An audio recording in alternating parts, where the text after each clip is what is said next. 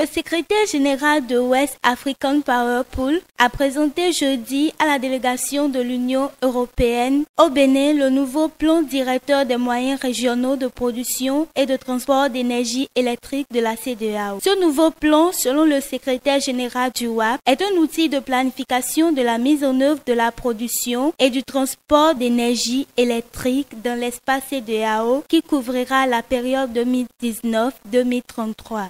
Le nouveau plan directeur du WAP est plus ambitieux que les précédents à plusieurs titres, couvre la période 2019-2023.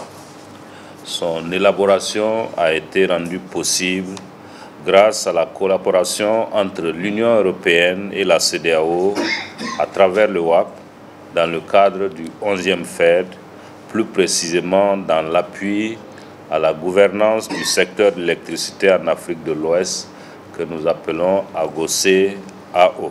Ce plan directeur permet à notre sous-région de prendre en compte une préoccupation majeure du monde d'aujourd'hui, à savoir le réchauffement climatique par la mise en œuvre à grande échelle des énergies vertes. À l'horizon de sa mise en œuvre, en effet, en 2033, près de 70% des nouveaux projets de production d'énergie dans la sous-région devraient être constitués d'énergie verte. Pour le chef de la diplomatie européenne au Bénin, M.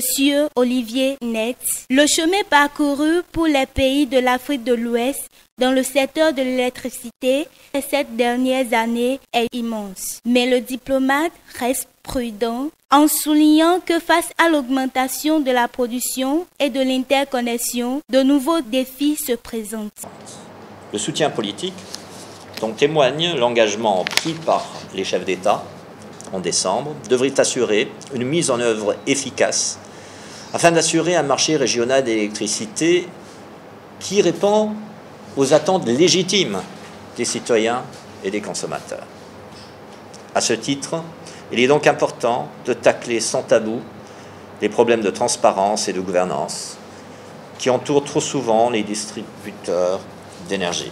Notons enfin que le nouveau plan directeur est une actualisation du plan précédent qui couvrait la période 2012-2025.